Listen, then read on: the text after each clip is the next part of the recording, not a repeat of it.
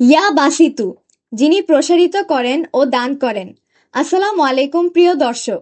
আল্লাহ ৯৯টি সুন্দর নামের প্রতিটি তার অপার গুণের প্রতিফলন।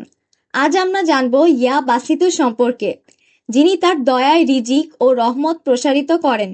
বাসিতু শব্দের অর্থ হল প্রসারিতকারী, বৃদ্ধি দানকারী এবং প্রশস্তকারী। আল্লাহ যখন ইচ্ছা করেন তিনি মানুষের রিজিক, জ্ঞান, শক্তি এবং জীবনের সুযোগ সুবিধা বৃদ্ধি করেন।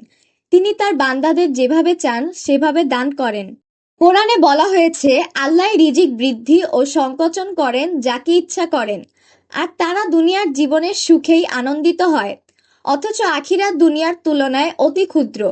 সূরা আর রাত আয়াত ২৬।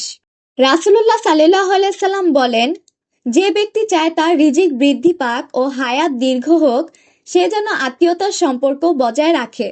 আল্লাহ বিভিন্ন উপায়ে তার প্রসারিত করার গুণ প্রকাশ করেন।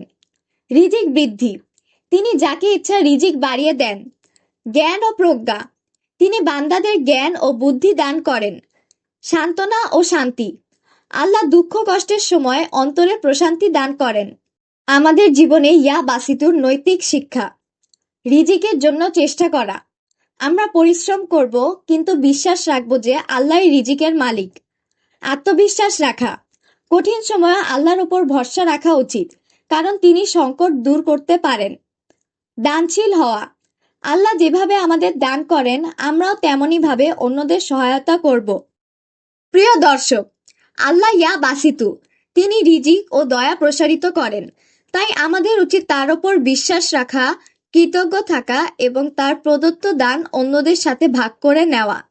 আল্লাহ আমাদের সবাইকে তার অফুরন্ত রহমত দান করুক। আমিন। আজ এখানেই শেষ।